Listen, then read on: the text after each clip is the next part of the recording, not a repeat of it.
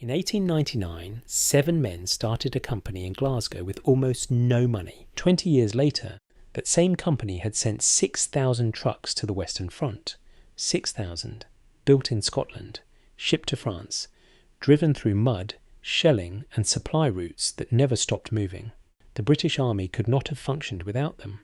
The brand was called Albion, and for most people today, that name means absolutely nothing. Because in 1951, one company bought Albion, and over the next 2 decades killed it quietly, using boardroom decisions instead of bombs. This is the story of Scotland's greatest truck maker, and exactly how it disappeared. Glasgow in 1899 was not a town with big ideas. It was one of the most powerful industrial cities on the planet. The Clyde was building warships for the Royal Navy. The foundries were producing steel for bridges and railways across 3 continents. Engineering was not a career in Glasgow. It was the identity of the entire city. Into that world, on December 30th, 1899, 2 men signed the papers for the Albion Motor Car Company, Thomas Blackwood Murray and Norman Osborne Fulton. Both had come from Arrol Johnston, one of the first car makers in Britain. They understood engines. They understood manufacturing. What they lacked was money. Murray's father solved that problem. John Lamb Murray mortgaged the family estate in Biggar, South Lanarkshire, to fund his son's company. The operations started on the first floor of a building at 169 Finnieston Street, Glasgow. 7 employees, 1 room, no guarantee of anything beyond the next week. By 1900 they had built their first vehicle, an 8-horsepower dog cart made of varnished wood with solid tyres. Slow, rough. By 1902 they were already producing a half-ton van. The commercial instinct was there from the start.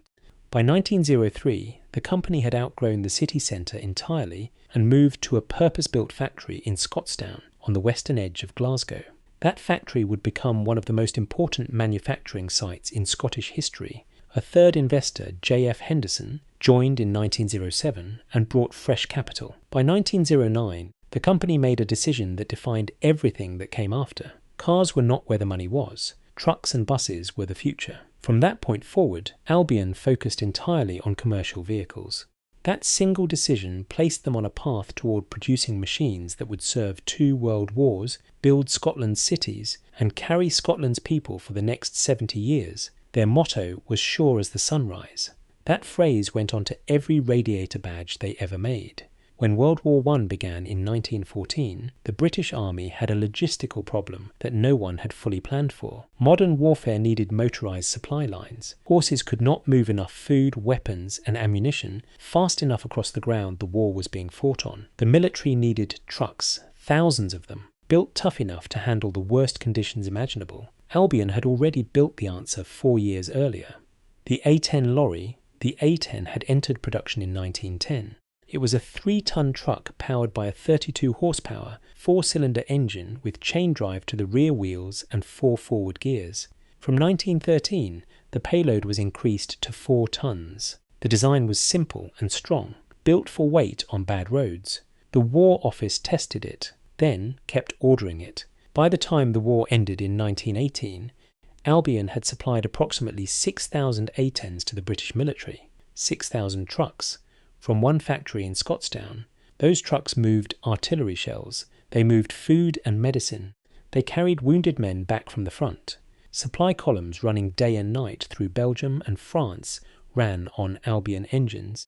The Science Museum Group holds a 1919 A10 in its national collection and confirms those numbers directly. The A10 ran until 1926. Total production across its full life reached approximately 9,000 units. 6,000 of those went to war. After the armistice, thousands of surplus military A10s came back from the front. Most of them were converted into charabancs, open-topped buses used for tours and public outings. Former British Army Albion trucks were carrying civilians around the English countryside through the mid-1920s. The same machine that had run supply lines in France was now driving families to the seaside. World War II brought Albion back into military production in a very different way. The Scottstown factory was used to manufacture the Enfield No. 2 Mark I revolver. By 1945, Albion had produced 24,000 of them, trucks in one war, handguns in the next. The factory never stopped contributing. After World War II, Albion entered the period that most enthusiasts consider its finest. The trucks coming out of Scottstown in the late 1940s and through the 1950s had names that made no attempt to hide where they came from. The Chieftain, a medium-weight hauler built to carry 5 to 6 tons, named for the leader of a Scottish clan, it competed directly against Leyland and Bedford in the medium lorry market. Operators ran Chieftains well past their expected service life because the trucks simply refused to give up the Clansman, a lighter version of the Chieftain for loads up to 5 tons. Named for the rank and file of the clan system that shaped Scottish society for centuries, the Clydesdale. Named for the heavy horse breed that ploughed Scottish farmland for generations, 7 to 8 tons of payload. The Clydesdale truck was built for exactly the kind of long, grinding, heavy work its name suggested. The River, named for the border rivers, the raiding families who operated along the Scottish and English border during the 16th and 17th centuries. The River was a 6-wheeled truck, built for long-distance trunk haulage, tougher than the standard 4-wheelers, respected by drivers who put real miles on it. These names were not random marketing. Albion knew exactly what it was doing. It was stamping a Scottish identity onto every vehicle it produced, and those vehicles went everywhere. Scottish coal mines ran them. Scottish construction companies ran them. The Scottish Bus Group, the state-owned operation that ran bus services across all of mainland Scotland, ran Albion-built buses on its network for decades, and operated a combined fleet of 4,700 vehicles by 1969. Albion buses followed a similar naming pattern. Almost all of them had names beginning with V the Venturer, the Valiant, the Valkyrie, the Victor, the Viking. The Viking became the most widely exported Albion bus ever made. It ran scheduled routes in Hong Kong, Singapore, Barbados, Australia, and across East Africa. A vehicle designed in Glasgow and built in Scottstown was moving passengers on 4 continents. In 1935, Albion had acquired Halley Industrial Motors, another Glasgow manufacturer. The C naming tradition that Halley had used for its own trucks, Clansman, Chieftain, Clydesdale, Claymore, Caledonian, was absorbed into Albion's range and carried forward. Every letter on those badges pointed back to Scotland. In 1951, Leyland Motors purchased Albion. The announcement used careful language. It was presented as a partnership, a coming together of 2 strong British manufacturers. What it actually was an acquisition. Leyland was bigger. Leyland was based in Lancashire, and Leyland had its own product range to protect. For the first few years after the takeover, production in Scottstown continued at a reasonable level. The core Albion truck models kept rolling, Albion components, Albion engineering, but the Leyland influence was already building. Leyland components started appearing in Albion trucks, cabs, gearboxes, then engines. The vehicles were still called Albions. The parts underneath were increasingly from Lancashire. Then in 1957, the engineers in Scottstown produced what would become their last original design, the Caledonian, a 4-axle 8-wheeler with a payload of 16.5 tons, a serious truck, capable, well engineered, and built to compete head-to-head with Leyland's flagship 8-wheeler, the Octopus. Leyland's management examined the Caledonian and recognised the problem immediately. The Scottstown truck was too competitive. It was pulling sales directly away from the Octopus. So they dropped it. The Caledonian was removed from the Albion range. It had barely entered production, and with it went the last original design that Albion's own engineers in Glasgow would ever produce. Every Albion truck built after that point was assembled from Leyland parts, in Leyland cabs, running Leyland engines. The badge said Albion, the truck said Leyland. By 1960, the Leyland Vista View cab had appeared across multiple Albion models. By 1961, the Albion Lowlander double-decker was a rebadged Leyland Titan. By 1964, the ergomatic tilt cab, a design shared across the entire British Leyland Group, had arrived on the Albion Super Clydesdale. In 1968, the British Leyland Motor Corporation was formally created.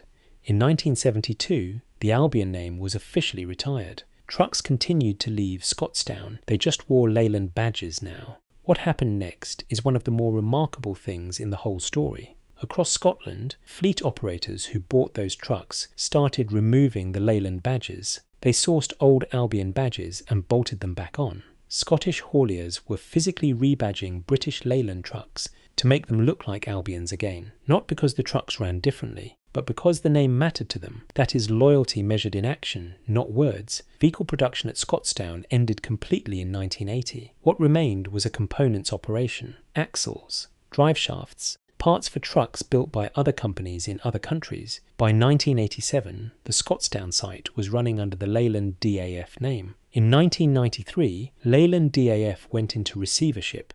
A management buyout pulled the axle and components side of the business out of the wreckage. The new company was called Albion Automotive. Scottish ownership again briefly. In 1998, an American company called American Axle and Manufacturing, based in Detroit, Michigan, bought Albion Automotive. Making axles site kept operating, making drive shafts, making components for vehicles manufactured elsewhere by other companies under other names. On October 4th, 2024, the plant closed permanently. The reason given was straightforward. Long-term business with the site's largest customer had not been renewed.